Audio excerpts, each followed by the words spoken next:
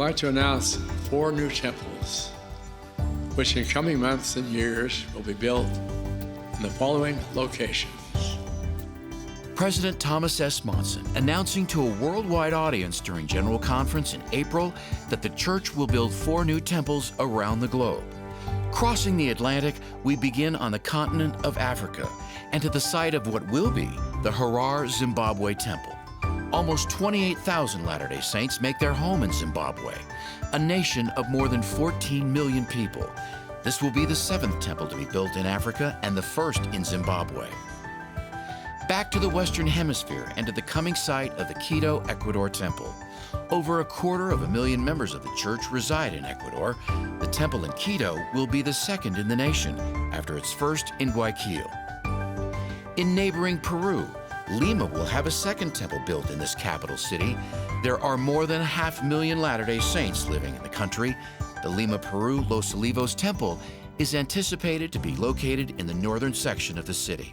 And moving to the site of what will be the Belaying, Brazil Temple, this will be the 9th temple of the church in Brazil, home to 1.3 million Latter-day Saints in a country of 205 million people.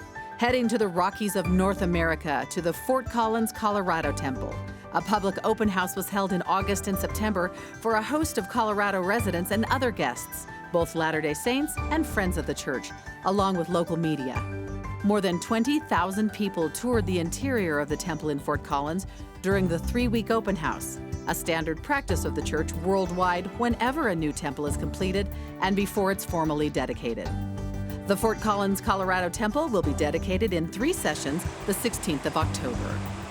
Across the Pacific Ocean to the island of Japan, the Sapporo, Japan Temple was dedicated on Sunday, August 21st.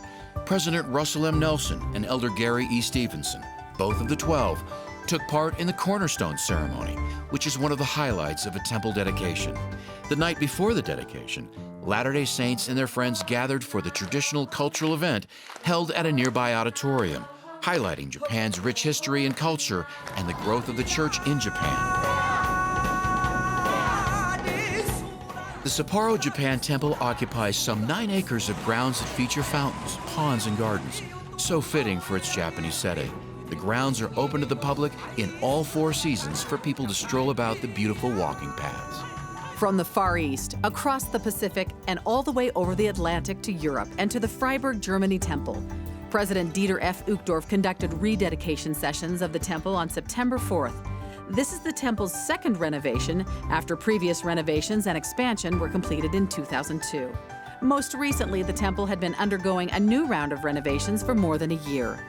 The Freiburg Temple was originally dedicated in 1985. It was the first temple to be built on German soil.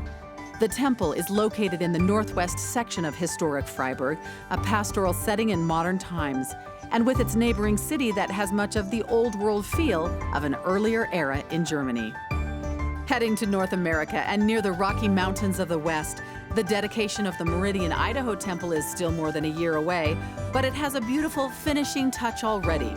The statue of the Angel Moroni was installed atop its domed center July 20th, 1 year to the day after Elder David A. Bednar of the 12 led groundbreaking ceremonies.